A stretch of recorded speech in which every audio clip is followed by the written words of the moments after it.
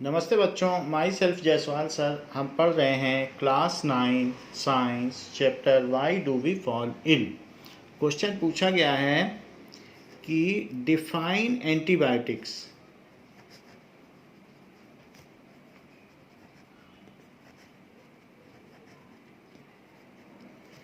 Y antibiotics are effective against bacterial disease but not viral disease. Why antibiotics are effective against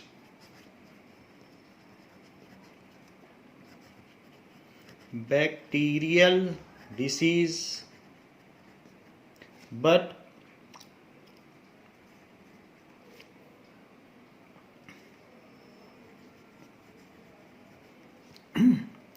not for viral disease.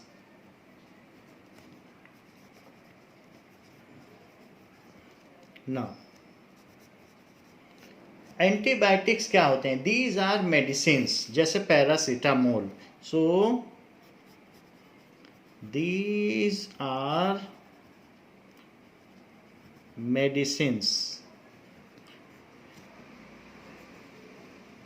Paracetamol हम लेते हैं तो एक example है paracetamol, example.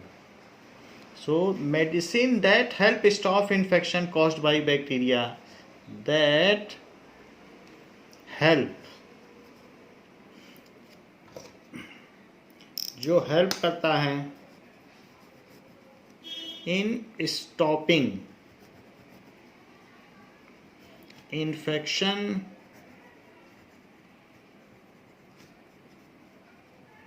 caused by bacteria. Bacteria जो infection cause करते हैं तो उनको रोकने में मदद करता है।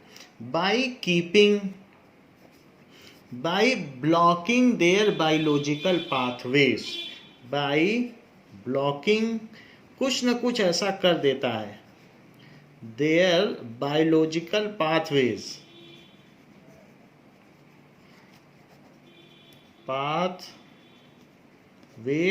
ऑफ रिप्रोडक्शन, जिससे कि वो मल्टीप्लाई नहीं कर सकते, रिप्रोड्यूस नहीं कर सकते, reproduction. Hence enabling us to come out from that disease. जो बैक्टीरिया से डिसीज फैली है तो वो उनका पाथवे तोड़ देते हैं, their biological pathway of reproduction, and enables us to come out from disease.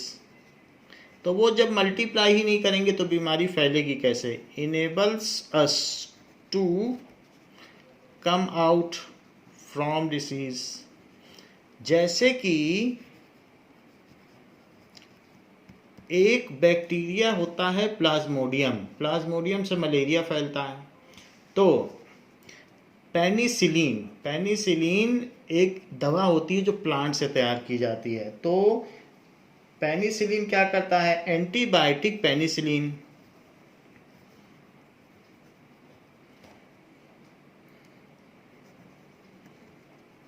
इसको जिसने बनाया है उसको नोबेल प्राइज भी मिल चुका है। सो पेनिसिलिन, एंटीबायोटिक पेनिसिलिन क्या करता है?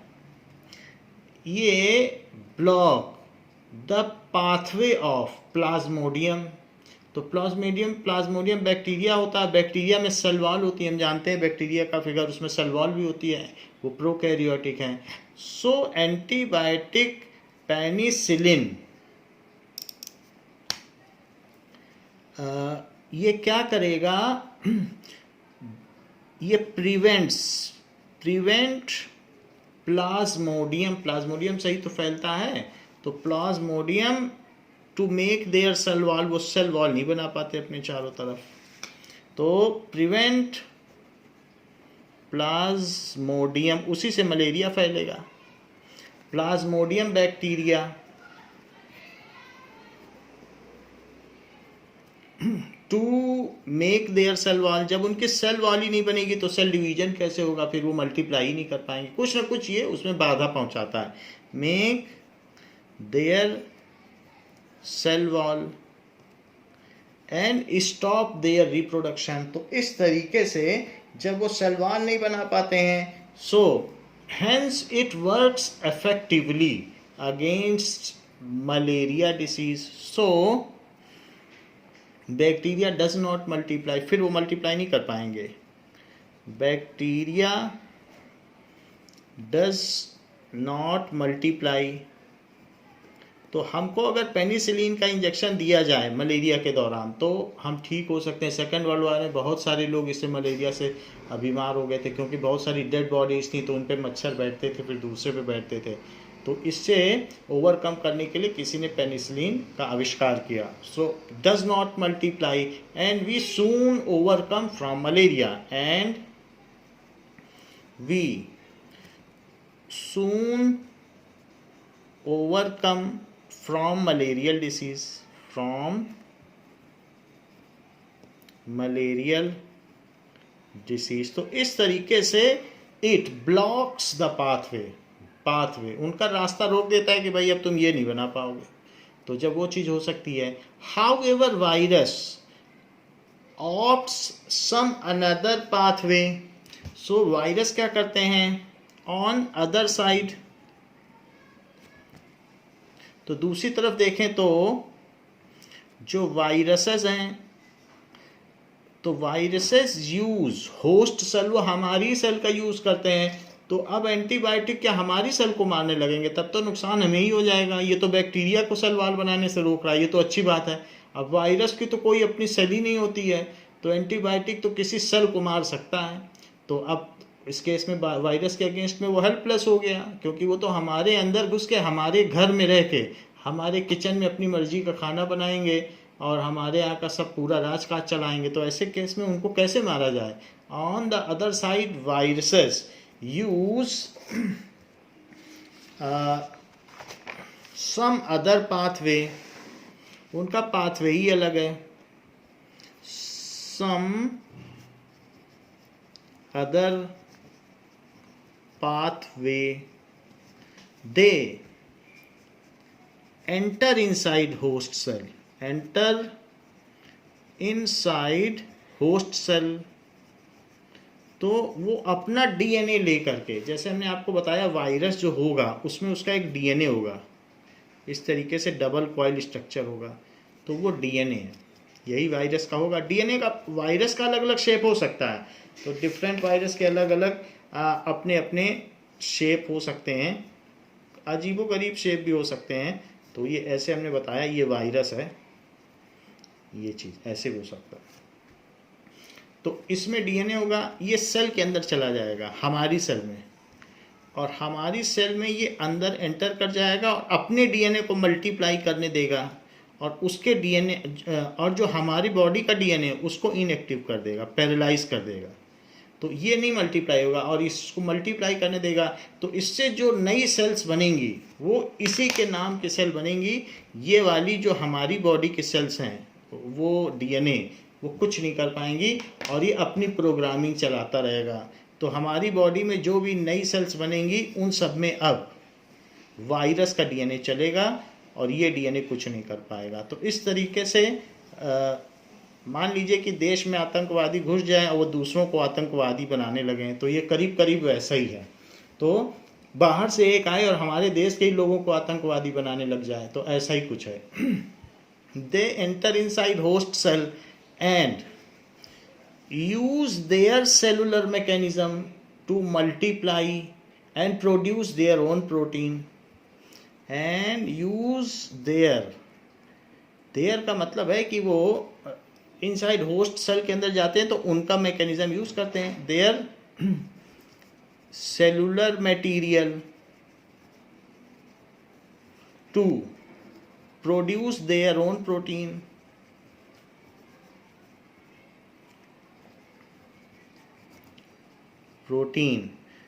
सो antibiotics are ineffective against them. तो वो हमारे सेल को तो नहीं मार देंगे, सो एंटीबायोटिक्स कुछ नहीं कर पाते हैं,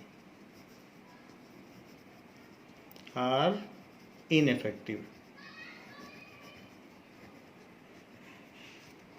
जब भी हमें ज़्यादातर बीमारी बैक्टीरियल ओरिजिन से होती है तो हमें ढेर सारे डॉक्टर एंटीबायोटिक्स ही देता है against them.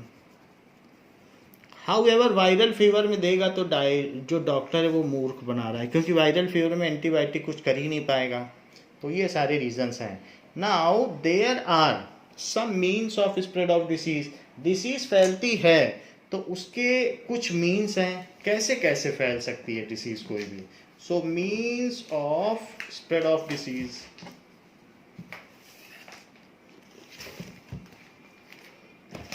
Now means of spread, तो कुछ चीज़ें तो हम जान चुके हैं कि कैसे कैसे फैल सकती है, और उसका फिगर भी आपकी बुक में बना हुआ है कि डिसीज ऐसे ऐसे फैल सकती है। यानी स्मॉल ड्रॉपलेट्स अगर हम स्नीज करते हैं तो हवा में सस्पेंड रह जाती हैं और हवा में वो कैरीड फॉरवर्ड होती हैं और बहुत दूर दूर तक जाती रहती हैं। वेंटिलेशन है, खिड़की से बाहर निकल जाएंगी, फिर बाहर भी गिरेंगी, नहीं तो दूसरे को भी इन्फेक्ट कर सकती हैं।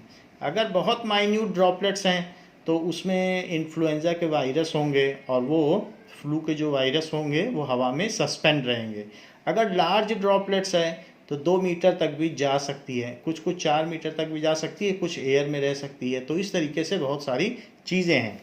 और इसके अलावा भी हमने देखा कि एक फिगर दिया गया है बुक में कि हमें किस तरीके से बीमारी फैल सकती है।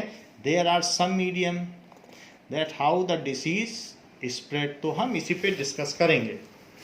Now first is airborne disease. कुछ डिसीज हवा से फैलती हैं। सो जो हवा से फैलेंगी उसको कहेंगे airborne disease. Airborne disease common cold, pneumonia and tuberculosis, ये सब हैं। छींक आना, कॉमन कोल्ड जुकाम हो जाना, न्यूमोनिया, इसमें भी नोज फ्लोइंग होती है लेकिन लंग्स में इन्फेक्शन हो जाता है न्यूमोनिया में। एंड ट्यूबरक्लोसिस, दमा होना, लंग्स पूरी तरीके से इन्फेक्ट हो जाएं। सो ट्यूबरलोसिस, ये सारी डिसीज हैं जो कि हवा से फैलते हैं। So these spread through air, ये स्प्रेड थ्रू एयर। अगर हम ऐसे लोगों के पास बैठेंगे तो वो जब भी स्नीजिंग करेंगे और हमने चेहरे पे मास्क नहीं लगाया है तो हमें ये हमारे लंग्स में चला जाएगा। So when such person, affected person sneezes or coughs, when infected person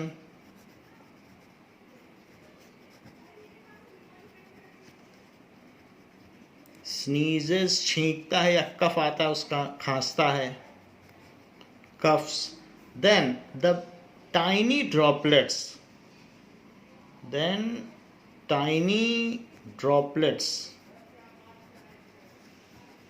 carrying pathogens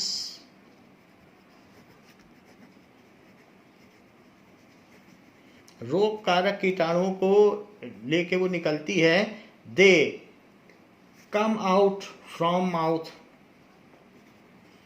come out from mouth and nose, mouth से भी निकल सकता है एंड नोज से भी निकल सकता है। And may remain suspended in air for long time, may remain suspended in air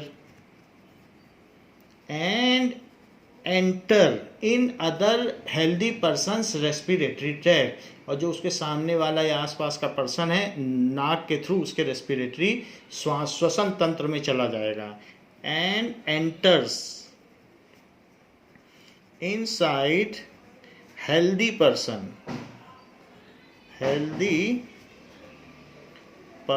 through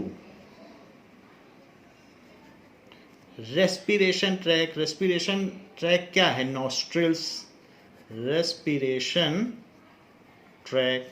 और उसको इन्फेक्ट कर देगा, ये चीज़ है। एंड इन्फेक्ट, तो इस तरीके से स्प्रेड डिसीज, एंड स्प्रेड कर देगा डिसीज को, इन्फेक्ट हिम और हर, ये चीज़ है। तो हमने देखा कि एयरबॉर्न डिसीज़ जो भी होंगी वो ऐसे फैलेंगी। इसके अलावा पानी से भी बीमारी फैलती है। पानी से अगर बीमारी फैलेगी तो उसको कहेंगे water borne disease.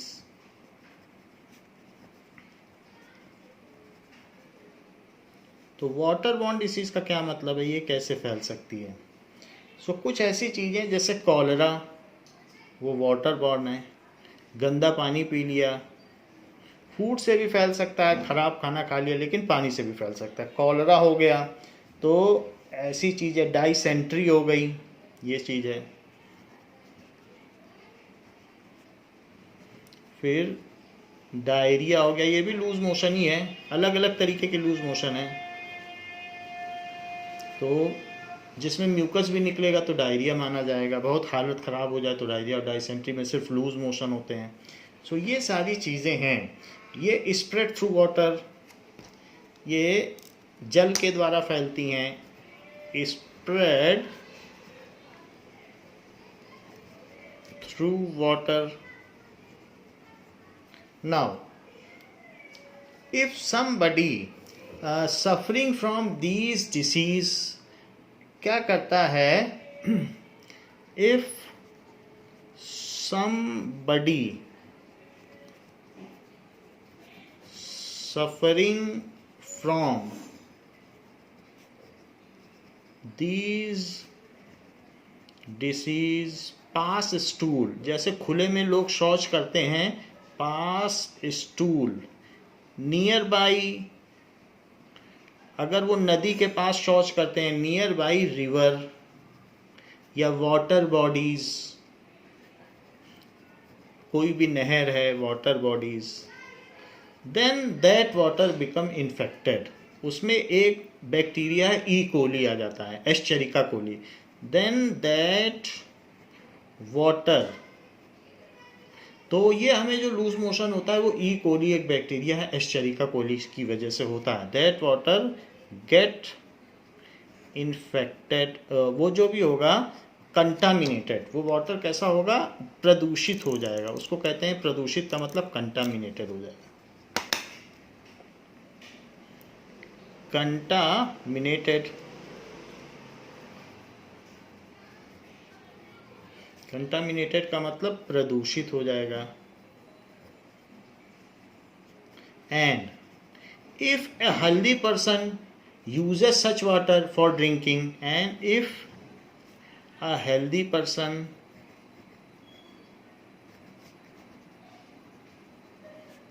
uses such water for drinking, then ऐसे केस में क्या होगा, जो उसमें रहने वाला बैक्टीरिया है, देन बैक्टीरिया एस्चेरिका कोली, तो गंदे पानी में सबसे ज़्यादा यही पाया जाता है, ई कोली, जो कि एक पैथोजन है। और भी कई चीज़ें होती हैं, अमीबा और ये सब भी चला जाएगा हमारे अंदर। So enters in our digestive track, तो हमने पानी पी लिया तो डाइजेस्टिव ट्रैक में चला गया। एंटर्स इनसाइड डाइजेस्टिव ट्रैक, तो इसका जो वाटर बॉर्न डिसीज है उसका जो टारगेट ऑर्गन है वो हमारा स्टमक और इंटेस्टाइन है, जबकि ये एयरबॉर्न डिसीज का टारगेट ऑर्गन्स हमारा लंग्स है। तो ध्यान देना होगा कि कौन किसे बीमार कर रहा है। एयरबॉर्न डिसीज से कभी लूज मोशन नहीं होगी, हमें सर्दी जुकाम इन्फ्लुएंजा दमा ये सब होगा। वाटर बॉर्न डिसीज से हमें लूज मोशन होगी, हमें लंग्स की कोई बीमारी नहीं होगी, सांस लेने में नहीं तकलीफ होगी। सो इन डाइजेस्टिव ट्रैक एंड इन्फेक्टस। ये तो बात हो गई कि जल के द्वारा फैलने वाले रोग। Now there are sexually transmitted disease,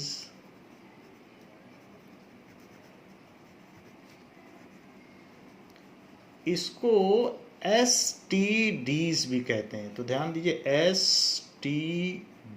STDs। सो ये कैसे फैलेगी? Now syphilis, AIDS and gonorrhoea. तो जो हमारे रिप्रोडक्टिव ऑर्गन्स हैं, अगर वहाँ पर दाने निकल आए, वापस आने लगे, इचिंग होने लगे, ब्लड आने लगे, इस तरह के ख़तरनाक बीमारी हो जाए, सिफिलिस। तो सिफिलिस एड्स, एड में भी इसी तरीके से दाने निकल आते हैं, तो एड्स और गोनोरहोइया या वार्ट्स, ये चीज़ें हैं। तो इन सारी ये जो भी बीमारी हैं, so such pathogens are transmitted by sexual contact, are ये जो भी होंगी ट्रांसमिटेड बाय सेक्सुअल कांटेक्ट। हाथ मिलाने से नहीं होगी, सेक्सुअल कांटेक्ट से होगी। And from one partner to other, from one partner to other. So casual physical contacts, by casual physical contact they do not spread. अगर हम एक दूसरे को हग करें, किस करें, हाथ मिलाएं, तो उसमें नहीं फैलेगी। कैजुअल उनके साथ खाना खाएं, फिजिकल कॉन्टैक्ट जैसे हगिंग, किसिंग, उससे नहीं फैलेगी।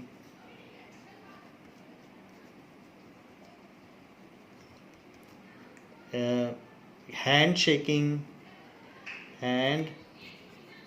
Shaking does not spread it, क्योंकि ये हमारे रिप्रोडक्टिव ऑर्गन में होने वाली डिसीज़ है, तो ऐसे हाथ के टच से नहीं फैलती है। तो सेक्सुअली ट्रांसमिटेड डिसीज़ के भी आपको नाम जाननी चाहिए। अब देखें, नेक्स्ट इज फॉर्माइट बॉर्न डिसीज़। तो फॉर्माइट बॉर्न डिसीज़ क्या होती है? जैसे हमने आपको बताया कि बीमार व्यक्ति के टॉवेल को टच कर लें, उसके यूटेंसिल्स को टच कर लें, तो सच डिसीज़ जो इन्फेक्शियस पर्सन्स के यूटेंसिल्स या जो भी उसकी बिलोंगिंग्स है उसको टच करने से फैल जाए, उसको कहते हैं फॉर्माइट बॉर्न डिसीज़। तो ये सब इन्फेक्शियस डिसीज़ के ही तो टाइप हैं। कुछ एयर से फैल रही, कुछ वाटर से फैल रही, कुछ सेक्सुअल कांटेक्ट से फैल रही हैं, कुछ बर्तन को छूने से। So fomite borne disease, articles coming in contact with patients. So such disease is spread by using articles या utensils of infected person। उसका सामान यूज़ कर लिया, टॉवेल यूज़ कर ली, रुमाल यूज़ कर लिया, हैंकरचीफ, तो इन्फेक्टेड पर्सन का अगर आपने ये सामान यूज़ किया है तो उससे इन्फेक्शन फैल जाएगा। जैसे कि डोर हैंडल आपने यूज़ किया, example touching door handle,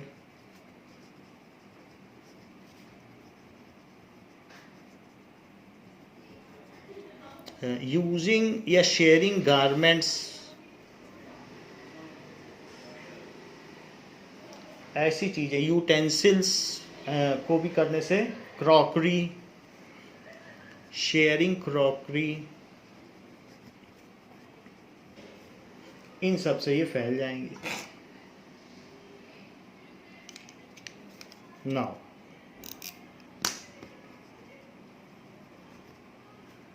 etcetera. तो ये होंगी फॉर्माइट बॉर्न डिसीज जो इनसे फैलेंगे। नेक्स्ट इज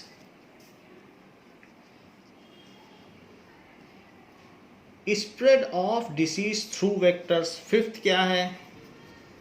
इसका एग्जाम्पल देखेंगे, अगर होगा कहीं तो बता देंगे कि क्या एग्जाम्पल है फॉर्माइड बॉर्न डिसीज जो इस तरीके से फैलती हैं। Spread of disease through vectors,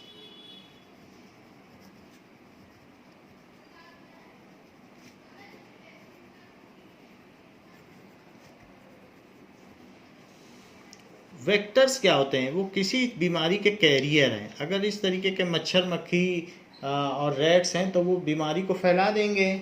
so many animals, उन्हीं को वेक्टर कहते हैं, विच लिव विद अस,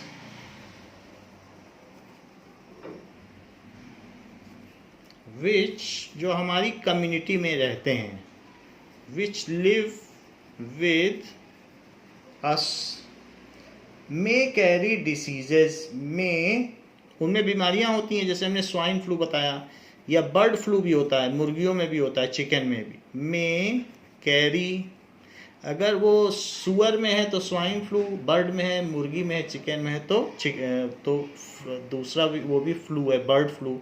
में कैरी डिसीज, तो उनमें अगर डिसीज है तो ऐसे केस में such animal can transfer infecting agents from a sick person to other host. तो वो क्या करते हैं, सच पर्सन्स में ट्रांसफर, तो वो पैथोजेंस को ट्रांसफर कर देंगे। जैसे हमने बताया कि फीमेल एनोफिलीज मच्छर है, मादा मच्छर, वो किसी इन्फेक्टेड पर्सन का ब्लड लेगी और फिर हमारे अंदर जब शक करेगी तो उसके जो भी प्लाज्मोडियम हैं वो बैक्टीरिया हमारे अंदर चले जाएंगे। So transfer pathogens from infected person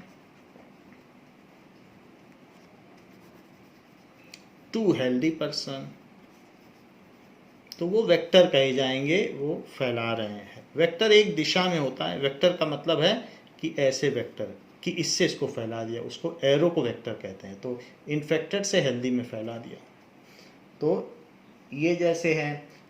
now vectors are carrier of a disease of और इन्फेक्शन। तो ये जो भी हैं, एग्जाम्पल क्या है, fly, house fly, mosquito, dog, swine, सुअर, बर्ड, चिकन, ऐसा भी होता है। तो कई बार वो कैरियर हो जाते हैं। और रैट्स, पेस्ट्स, और छोटे पेस्ट हैं, कीड़े मकोड़े, उनको पेस्ट कहते हैं। तो ये सब क्या करते हैं, are carrier of such diseases, carrier उनमें वो बीमारी रहती है, ऑफ सच डिसीजेस, और वो उसको इन्फेक्ट करते हैं। For example female anopheles, female anopheles जो मच्छर है, एक प्रजाति है मच्छर की।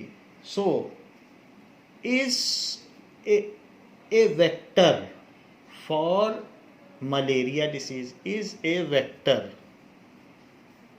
For malaria fever. तो वो मलेरिया के लिए एक वेक्टर का काम करती है। Now it carries bacteria Plasmodium, यह कैरी भी करेगी और ट्रांसफर्स भी करेगी। ट्रांसफर्स बैक्टीरिया प्लाज्मोडियम, जिसकी वजह से मलेरिया फैलता है, प्लाज्मोडियम। तो ये बात कही गई। तो ऐसे हमने देखे 5 टाइप्स के अलग अलग मीन्स हैं जिसके थ्रू हमारे अंदर डिसीज फैल सकती है। Now we will see the vectors and the disease caused by them. तो अब हम एक लिस्ट बनाएंगे कि कौन कौन से वेक्टर हैं। और वेक्टर तो कोई एनिमल, पेस्ट, यही सब हो सकते हैं, उन्हीं को हमने बताया, उनकी लिस्ट बताई। और जो डिसीज ट्रांसमिटेड होंगी वो कौन सी होंगी, डिसीज जो एक पर्सन से दूसरे में करते हैं। तो मॉस्किटो कौन सी करते हैं, सो मॉस्किटो में एनोफिलीज मॉस्किटो एनोफिलीज वो मलेरिया को करता है, एनोफिलीज ये किसको करेगा, मलेरिया को कर देगा। सेकंड इज एडीज, जैसे हमने आपको एक फिगर दिखाया था येलो फीवर, पीत ज्वर, तो वो एडीज है। तो एंसेफ्लाइटिस जिसको कहते हैं जापानी बुखार, सो एडीज तो वो येलो फीवर या जापानी बुखार कहते हैं, येलो फीवर, इसको जापानीज एंसेफ्लाइटिस भी कहते हैं, जापानीज एंसेफ्लाइटिस। नाउ एंसेफ्लाइटिस सी होगा, एंसेफ्लाइटिस लिखिए। सो एंसेफ्लाइटिस, पीत ज्वर भी कह सकते हैं। तो ये हो गया एडीज, ये दोनों मॉस्किटो हैं, मॉस्किटो एनोफिलीज, एडीज मॉस्किटो, ये भी मॉस्किटो ही है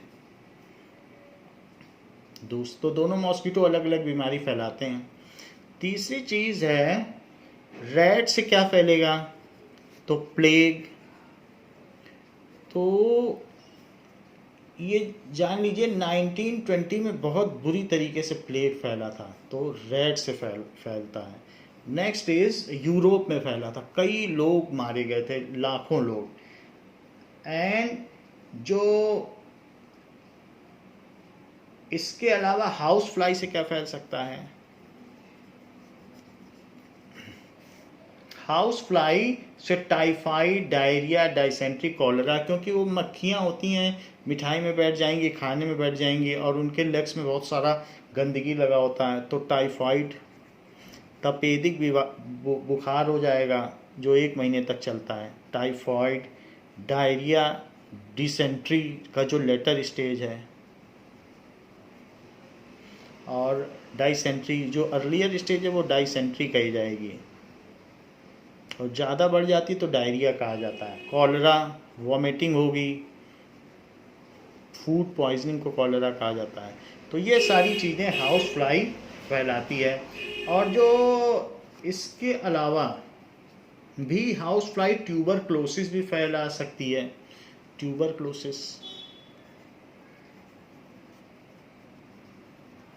कभी कभी आंखों में आप देखोगे सूजन आ जाती, पूरी लाल पड़ जाती, बारिश के समय में कंजक्टिवाइटिस होता है, तो आई डिसीज है, तो कंजक्टिवाइटिस भी फैलता है,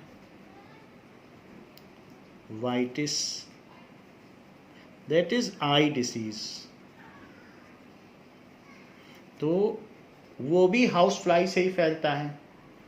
और हमने देखा कि काला आजार जिसमें चेहरे पे बड़े बड़े दाने आ जाते हैं, तो वो भी एक तरीके की मक्खी होती है, वो सैंड फ्लाई होती है।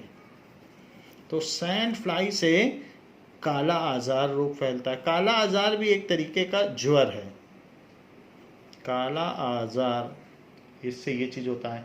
और इसके अलावा जैसे पूरा शहर का शहर सो गया, उसको कहेंगे स्लीपिंग सिकनेस, तो वो सी फ्लाई से होगा।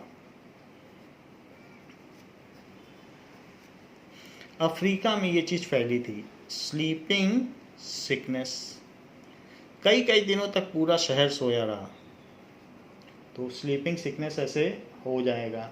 तो हमने देखा कि अलग अलग चीज़ों से अलग अलग बीमारी होती। स्वाइन से स्वाइन फ्लू फैल जाता है, ये भी चीज़ है।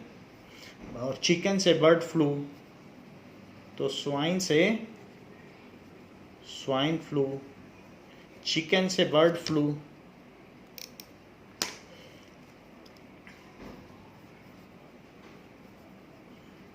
तो ऐसे केस में बहुत सारी चिकन मार दिए जाते हैं जिससे कि बर्ड फ्लू ना फैले। These are the various means, कि अलग अलग किन किन मीन से अलग अलग ये वेक्टर हैं, ये हमने वेक्टर बताया आपको, और उनसे क्या बीमारी फैलती है। तो ये वेक्टर्स हैं, जो लिविंग है वो फिर वेक्टर कहे जाएंगे। अब देखें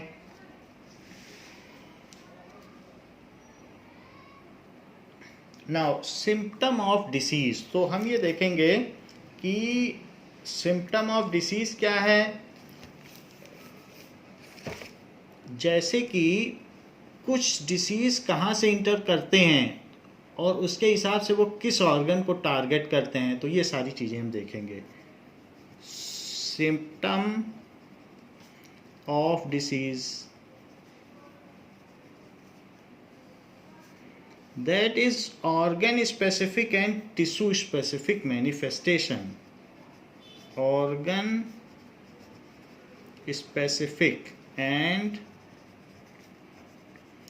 tissue specific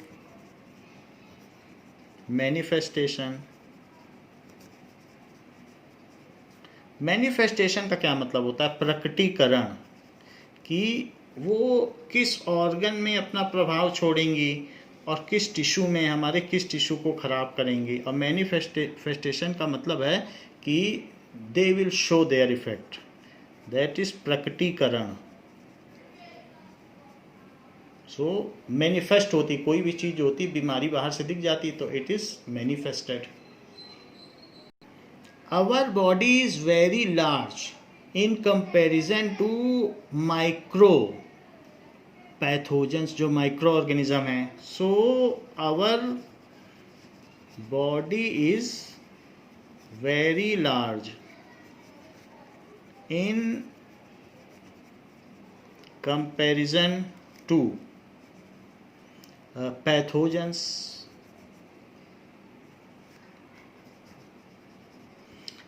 तो जैसे if pathogen enter from our nose, if pathogen enter from our nose, तो वो किस, उनका टारगेट ऑर्गन क्या होगा, हम हमारे किस ऑर्गन को डैमेज करेंगे। then they may infect, they may, so these may infect our lungs, हमारे लंग्स को इन्फेक्ट करेंगे। और दूसरी चीज, if they enter, if they enter through our mouth, through our mouth, तो हमारे माउथ से अगर इंटर करते हैं, दे में, अब वो अलग अलग काम कर सकते हैं। इनफेक्ट आवर इंटेस्टाइन, स्टमक के बाद एक लॉन्ग ट्यूब्यूल होती है जिसको इंटेस्टाइन कहते हैं, वो खाना डाइजेस्ट होता है। सो इंटेस्टाइन को कर सकते हैं, और लीवर को भी कर सकते हैं, और लीवर। तो ये सारे उनके टारगेट ऑर्गन हो सकते हैं। If it enters through sexual contact, it enters through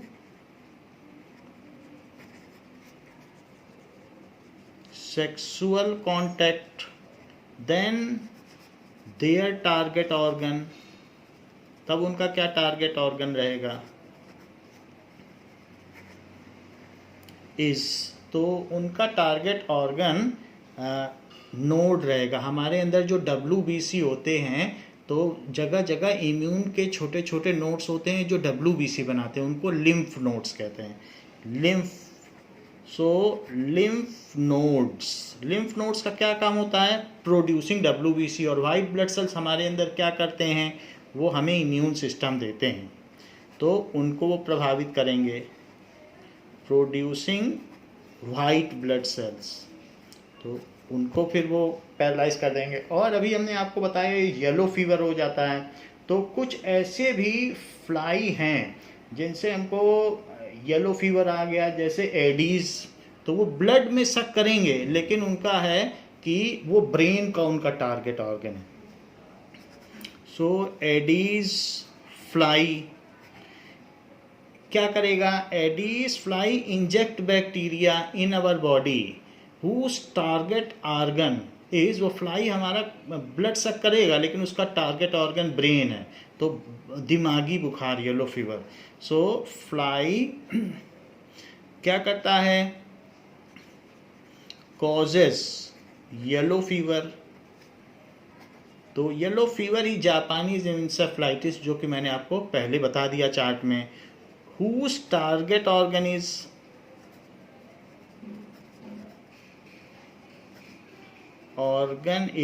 तो टारगेट ऑर्गन क्या होगा? ब्रेन. तो वो ब्रेन को इन्फेक्ट कर देगा. इसी तरीके से some house fly spread typhoid whose target organ is liver. Some house fly क्या करते हैं? Spread typhoid whose target organ is liver. तो इस तरीके से हमने देखा कि उनके कॉमन एंट्री पॉइंट होने पर भी उनके अलग अलग टारगेट ऑर्गन हो सकते हैं. जैसे दिमागी बुखार है, ब्रेन में करेगा, कोई लीवर को कर रहा है, कोई लिम्फ नोड्स को कर रहा है, और इसी तरीके से कोई लंग्स को कर रहा है, कोई इंटेस्टाइन को कर रहा है. तो अलग अलग ऑर्गन स्पेसिफिक होते हैं. तो वो जिस जगह से जाते हैं, सो विच ऑर्गन को वो करेंगे, ये इस बात पे डिपेंड करता है कि उनका एंट्री पॉइंट क्या है. वो माउथ से गए हैं, कि ब्लड से गया है, कि सेक्सुअल कांटेक्ट से गया है, कि नॉस्ट्रिल से गया है. उसके बेसिस पर ही ये कहा जा सकता है कि उनका टारगेट ऑर्गन क्या होगा. Now principle of treatments. अब ऐसे केस में ये इम्पॉर्टेंट चीज़ है, प्रिंसिपल ऑफ ट्रीटमेंट. हमारा क्या सिद्धांत होना चाहिए? Principle of treatment. तो दो तरीके से लोग डॉक्टर के पास जाते हैं. कुछ लोग कहते हैं, जैसे कोई आपको डिसीज़ हुआ तो बॉडी को रेस्ट चाहिए, तो हमें फीवर आ जाएगा, जिससे बॉडी कहेगी कि हमको रेस्ट दे दो. और बॉडी में इन्फ्लेमेशन क्यों होता है? क्योंकि जब बॉडी में हीट जनरेट होती है तो उससे माइक्रो ऑर्गेनिज्म मर जाएगा, पैथोजन मर जाएगा, इसीलिए तो फीवर आता है. किसी भी बीमारी पे फीवर आएगा. तो अगर हम डॉक्टर से कहें कि आप मेरे सिम्टम को मिटा दो, हमें फीवर ना आए, तो बीमारी को नहीं मिटाओ, सिम्टम को मिटाओ. तो सिम्टम को अगर मिटाएंगे तो बीमारी तो बनी रहेगी, सो फिर से सिम्टम आ जाएगा. और आप ऐसा इसलिए चाहते हो कि आपको ड्यूटी जाना है, या बिजनेस में जाना है, दुकान खोलनी है, स्कूल जाना है.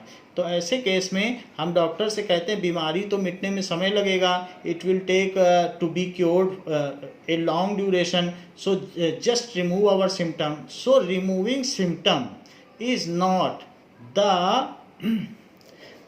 good thing. It is not the treatment of disease. If disease is there, तो सिम्टम को मिटा देना कोई इलाज नहीं है. And if we remove disease, अगर if we cure disease, cure for disease, then symptom will automatically go away. तो ये चीज़ें हमें देखनी होंगी. So there are two ways to treat an infectious disease. There are two ways to treat an infectious disease.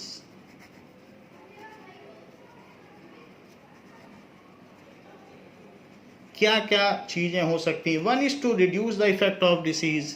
तो कुछ लोग जाते हैं कि हमें दर्द हो रहा है, ये दर्द ना हो. तो दर्द कैसे नहीं होगा? वूंड है तो दर्द होगा. तो ये चीज़ है.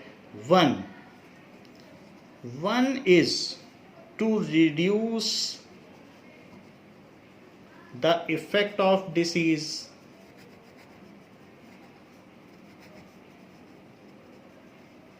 मान लीजिए वो डॉक्टर पेन किलर दे देगा, ठीक है आपका पैर टूटा हुआ है, लीजिए पेन किलर खाइए. तो उससे क्या होगा? बोन में जो फ्रैक्चर है वो तो नहीं मिट जाएगा. And the other is to kill the cause of disease. Other, तो आप किसे प्रिफर करेंगे? Other is to kill the cause of disease. उस पैथोजन को मारो, वो ज़्यादा ठीक है. To kill the cause of disease. तो दो तरीके से मरीज जाते हैं. Patients go to doctor for these two purpose. For the first requirement we can provide treatments that will reduce the symptoms. So in first case treatment is given to reduce the symptom, कि उसको fever ना आए, बाहर से जो दिख रहा है छींक ना आए. इन first case treatment is given, वो उसको ऐसी दवा दे देगा, ठीक है आपको फीवर नहीं आएगा, एंटीपायरेटिक दे देगा, एंटी एलर्जिक दे देगा कि ठीक है इसको खाते रहोगे तो आपको पॉलन से या डस्ट से एलर्जी नहीं होगी। Is given to reduce the symptom, उसको सिम्टम ना आए, टू रिड्यूस द सिम्टम, बीमारी रहेगी लेकिन सिम्टम नहीं रहेगा, आपको एंटीपायरेटिक दे रहे हैं फीवर नहीं रहेगा, ऐसा हो सकता है। सो सिम्टम्स में भी इन्फ्लेमेशन, हमें क्या होगा, जलन हो रही किसी जगह, जहाँ पर चोट लगी वहाँ बहुत जलन हो रही है, तो इस तरीके से एग्जाम्पल सिम्टम में भी इन्फ्लेमेशन और फीवर कुछ भी हो सकता है। इन्फ्लेमेशन, उस जगह पर बर्निंग सेंसेशन हो, सो इन्फ्लेमेशन अगर कहीं हो रहा है तो बर्निंग सेंसेशन, तो हमारी बॉडी में हिस्टामिन प्रोड्यूस्ड होते हैं, तो ऐसे केस में वो एंटी हिस्टामिन दे देगा, कहेगा ये एंटी हिस्टामिन खा लो। हिस्टामिन हमें जलन देते हैं उस जगह पर, तो बर्निंग से अगर हीट वहाँ पैदा होगी तभी तो वो पैथोजन मरेगा, लेकिन हम चाहते हैं वहाँ जलन ही ना हो, तो ऐसे केस में वो हमें एंटी हिस्टामिन दे देगा। So we take medicines to bring down fever. In this case we may take medicine to bring down fever. तो क्या ये ठीक है? ब्रिंग डाउन फीवर, उसको कहेंगे एंटीपायरेटिक। पायरो का मतलब हीट और एंटीपायरेटिक, पायर का मतलब चिता भी होता है, तो इस तरीके से ब्रिंग डाउन फीवर करने के लिए वो एंटीपायरेटिक दे देगा। रिड्यूस पेन, तो पेन को रिड्यूस करने के लिए भी वो आपको दवा दे देगा। नाउ रिड्यूस पेन, एनाल्जेसिक दे देगा। और तीसरी चीज़, और लूज मोशन, लूज मोशन नहीं होगा आपको, लेकिन उससे पैथोजन तो नहीं जाएगा, तो कई बार लेकिन लूज मोशन से हमारी वीकनेस आ जाती है, तो लूज मोशन रोकने के लिए वो दे देगा। We can take bed rest so that we can conserve our energy. हम ऐसे सिम्टम को रिड्यूस कर लेंगे, फिर हम उसके साथ ही साथ अगर आराम करें तो धीरे धीरे हमारी बॉडी में शक्ति आ जाएगी और फिर धीरे धीरे वो बीमारी भी ठीक हो जाएगी। तो we can take bed rest to conserve our energy. तो कंजर्व रहेगी हमारी एनर्जी, तो क्या होगा, energy to fight with the disease. And इसके अलावा क्या कर सकते हैं, दिस में जो एनर्जी हमारी बॉडी में आ गई, दिस में हील डिसीज, उससे बीमारी का इलाज हो सकता है। एक ये तरीका है कि हम ऐसा कर सकते हैं, ऐसा भी लोग करते हैं कि फीवर चला जाए फिर बाकी हम धीरे धीरे खुद ही अपने आप को ठीक कर लेंगे। दूसरा है कि however such a kind of symptom directed treatment is इनएडिक्वेट। ऐसे करना ठीक नहीं है। अब पता नहीं है कि फीवर किस वजह से आया है, हम फीवर की दवा ले रहे हैं पैरासीटामोल, तो क्या पता आपके अंदर कौन सा पैथोजन है, वो पैथोजन नहीं मरेगा। So this is symptom directed treatment which is इनएडिक्वेट। ना आपने टेस्ट कराया ना कुछ, सिम्टम है फीवर का तो फीवर की दवा ले रहे हैं। This is symptom directed treatment which is inadequate, which is inadequate.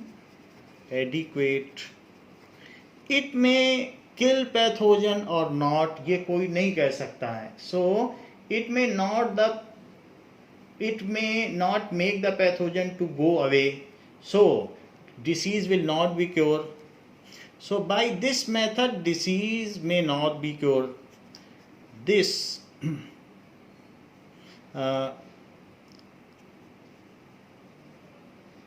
will not kill pathogen,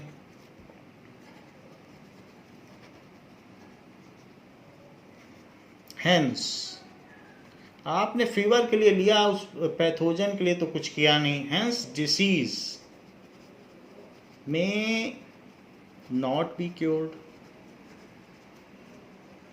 तो फिर धीरे धीरे आज आपको फीवर आया है, कल दर्द होगा तो फिर आप एनाल्जेसिक ले लोगे, फिर इन्फ्लेमेशन होगा तो एंटी हिस्टामिन ले लोगे।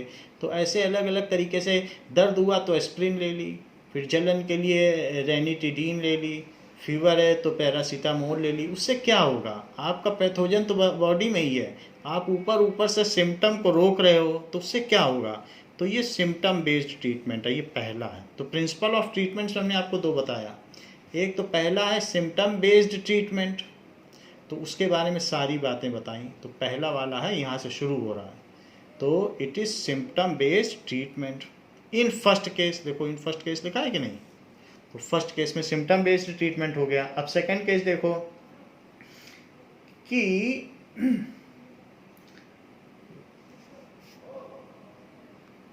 द अदर वे, अब दूसरा वे देखो, the other way is, other way भी बता रहे हैं, अब दूसरा तरीका is to kill the pathogen, kill the pathogen. In this, इस मेथड में हमें क्या करना होगा, इन दिस मेथड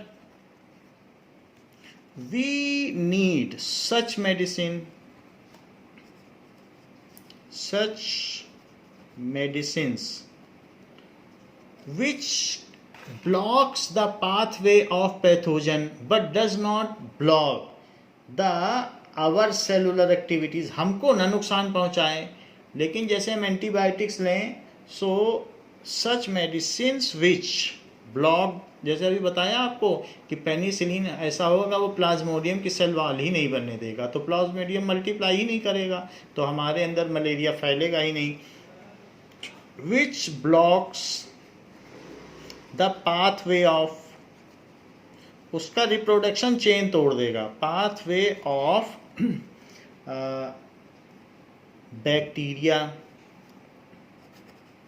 या पैथोजेंस लिख लें, सारे किसी के लिए भी कहा जा सकता है, जो भी हो, चाहे स्किन बेस्ड डिसीज हो, फंगल इन्फेक्शन हो, किसी के लिए भी, या कोई भी हमारे अंदर वॉर्म्स आ जाए, रिंग वॉर्म, फ्लैट वॉर्म, कुछ भी आ जाए, तो वो उनके पाथवे को तो ब्रेक कर दे, लेकिन वो साथ में हमारे पाथवे को कुछ ना हार्म पहुंचाए, but does not affect, does not effect, हमें ना, ये ना हो कि ऐसा हम ले लें कि वो हमारे ही पाथ है, हमारे सेल को नुकसान पहुंचाने लगे। इफेक्ट आवर सेलुलर मैकेनिज्म,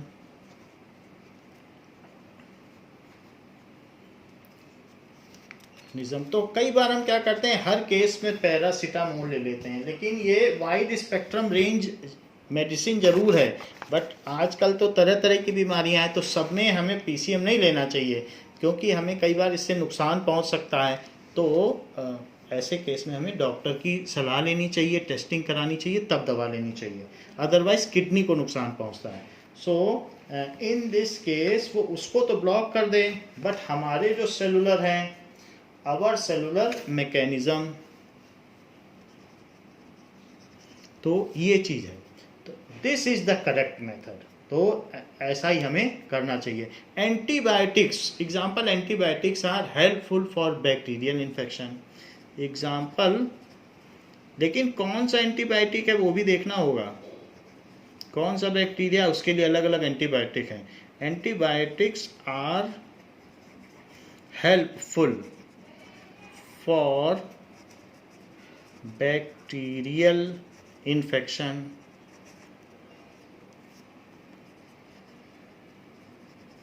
ये चीज़ है। क्या ही अच्छा हो कि prevention is better than cure, बीमारी आए ही ना, तो हम ये तो वो ज़्यादा अच्छा है। यहाँ तो डिसीज़ आ गई तो हमारी एकेडमिक कैरियर ख़राब हो जाएगा, और दूसरी चीज़ें हैं, कभी कभी दुकान नहीं खुलेगी, कभी पापा ड्यूटी नहीं जा पाएंगे, तो सबसे अच्छा है कि प्रिवेंशन कर लो, डिसीज़ ही ना आए, तो हमें पैसे का भी नुकसान होगा, डॉक्टर के पास भी 200-400 खर्च करने पड़ते हैं। So principle of prevention of disease, हम कुछ चीज़ों का ध्यान रखें तो डिसीज नहीं आएगी। Principal of prevention of disease.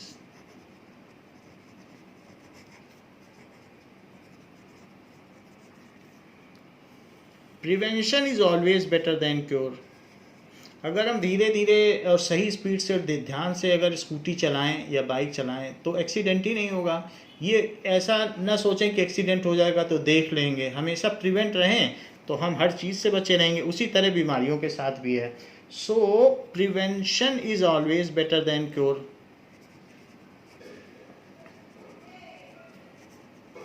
बीमारी को ठीक करने से अच्छा है उसको आने न दिया जाए। बेटर देन क्योर, दुर्घटना से देर भली।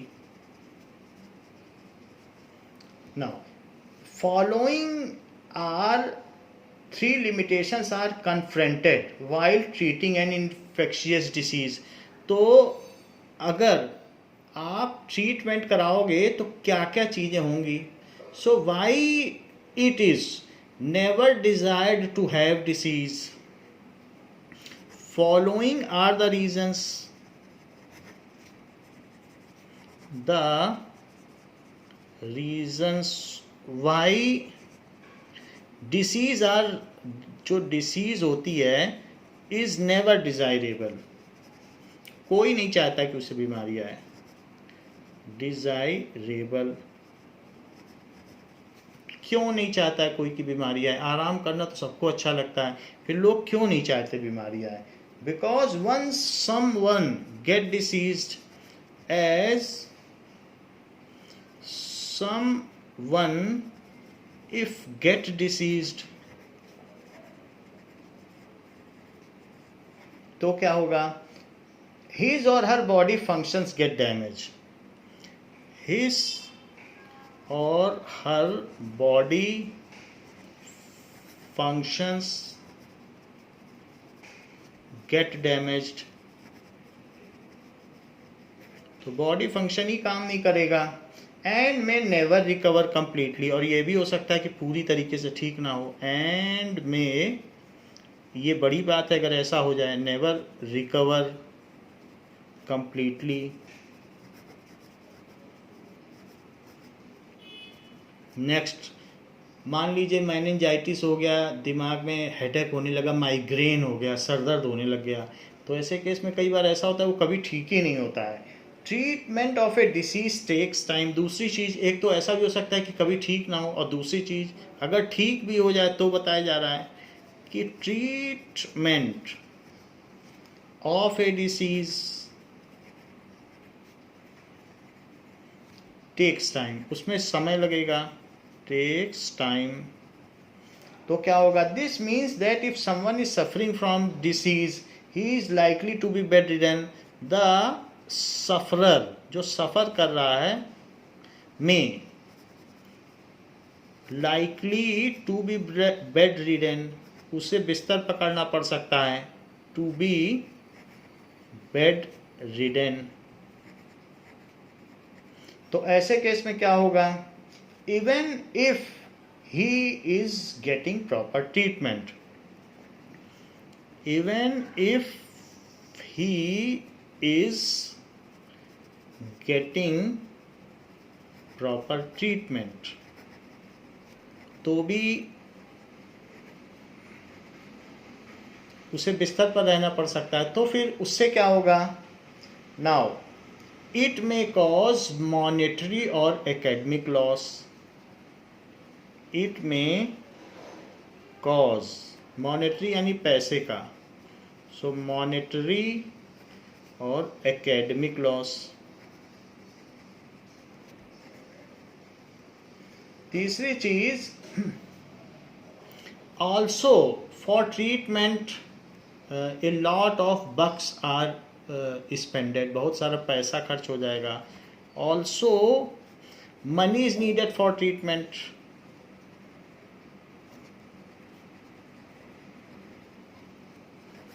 For treatment. और ऐसा भी हो सकता है कि कुछ प्रिवेंशंस हो, प्रोहिबिशंस हो, ये नहीं खाना, वो नहीं खाना, वो सारी भी चीज़ें हो सकती हैं। The person suffering from a disease may act as a medium for spread of disease to other person. एक को मलेरिया हो गया तो उससे कईयों को फैलेगा। The person suffering from a disease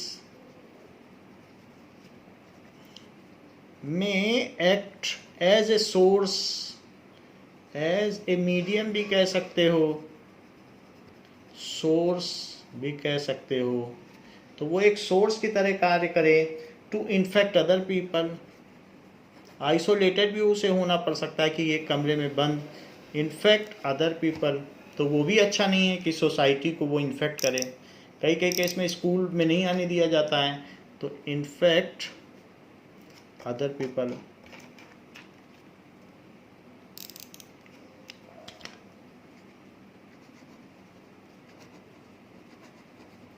तो इसलिए डिसीज इज नेवर डिजायरेबल। कभी भी ये क्वेश्चन पूछा जाए, so disease is never desirable, ये हेडिंग है, why disease is never desirable, तो ये रीजन लिखना।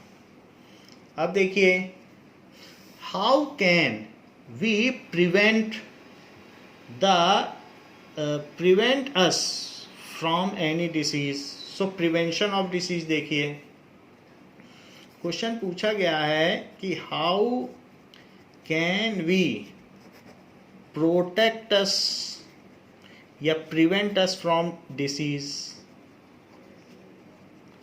From getting diseased. अगर डिसीज नेवर डिजायरेबल है तो हमें बचाना भी है खुद को। सो डिसीज,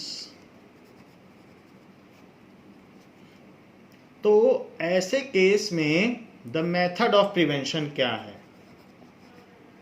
मेथड ऑफ प्रिवेंशन आए तो भी यही लिखना, प्रिवेंशन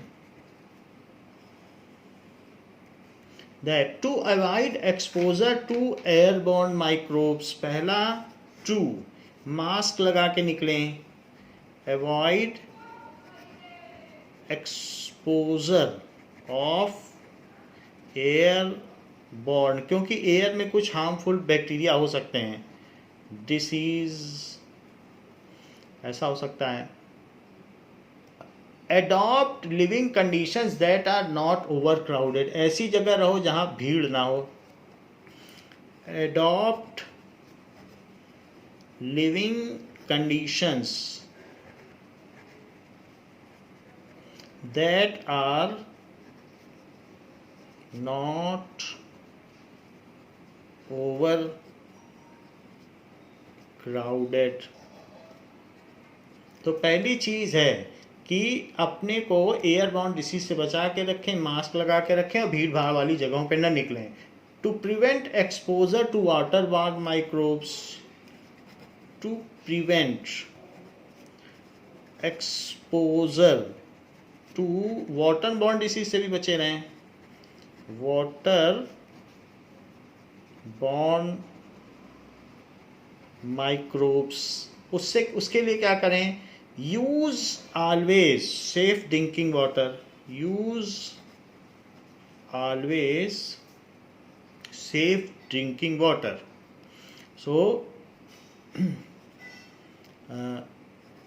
क्लीन पोर्टेबल वाटर, जो पीने योग्य पानी, पोर्टेबल का मतलब पीने योग्य, पोर्टेबल वाटर। तो इससे आप वाटर बॉर्न डिसीज जैसे डायरिया और इन सब से बचे रहेंगे। To avoid vector borne infection, मच्छर मक्खियों इन सब से दूर रहें। To avoid vector borne infections, तो इन्फेक्शियस डिसीज से हम बचे रह सकते हैं। We can provide clean environment, so we can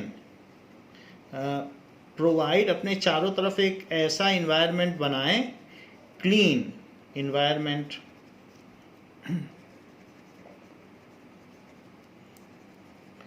so that it prevents breeding of mosquitoes, कि मच्छर उसमें पनपे नहीं, अगर कहीं पानी रुका हुआ है तो मच्छर फैलते जाएंगे। सो दैट इट, प्रॉपर सैनिटेशन है तो मच्छर नहीं फैलेंगे, वो ब्रीड नहीं करेंगे। It prevents breeding of mosquito, तो मच्छर फैलने नहीं देना है, उनकी ब्रीडिंग रोकनी है। Prevents breeding of mosquito. तो ये चीज़ अगर हम ध्यान रखें तो 3 चीज़ें ध्यान रखनी है, एयरबॉर्न डिसीज से बचना है, वेक्टर बॉर्न डिसीज से बचना है और वाटर बॉर्न डिसीज से भी बचना है। सो ये मेथड ऑफ प्रिवेंशन है। तो इस क्लास के लिए इतना ही। नेक्स्ट क्लास में हम देखेंगे इम्यूनाइजेशन क्या होता है, कि हमें वैक्सीन क्यों लगाई जाती है। जैसे वैक्सीन के बारे में ये बात बता दी जाए कि किसी भी बीमारी, जो भी बीमारी आती है वो बड़ी तेज़ी से आती है, तो बचपन में उसका हमें एक छोटा सा डोज दिया जाता है, तो वो जो डोज होता है वो वैक्सीन होती है। सो वो it mimic with the real pathogen, तो हमारी बॉडी आसानी से उससे लड़ लेती है क्योंकि बहुत माइन्यूट डोज दिया जाता है। तो जब हमारी बॉडी में उस चीज़ को ऐसे डाला जाता है तो बॉडी आसानी से लड़ लेती है और उसके लिए वो पहले से प्रिपेयर्ड हो जाती है। और जब वो फिर बाद में जब हम 15 साल के या 14 साल के होते हैं तब वो बीमारी आएगी, तो ऐसे केस में बॉडी को याद रहता है कि हमने बचपन में जब मैं 2 महीने का था तो उस समय हमने ये प्रोटीन बनाया था और उसको मार दिया था इस पैथोजन को, तो उसे याद आ जाता है और फिर वो उसको मार देती है जब वो बड़े स्तर पर आती है। तो हमारी बॉडी में डेलिबरेटली ऐसी चीज़ इंजेक्ट करा दी जाए in little amount so that body can well prepared in advance if it really comes to us is known as immunization। इसको कहते हैं टीकाकरण, तो या वैक्सीनेशन। हमें वैक्सीन लगा दी जाए तो हम प्रिपेयर हो जाते हैं। तो इसी के बारे में हम पढ़ेंगे कि इम्यूनाइजेशन क्या चीज़ होती है और बाकी भी चीज़ें कौन कौन सी बीमारी हैं, इसको हम अगली क्लास में देखेंगे। इस क्लास के लिए बच्चों इतना ही। Thank you.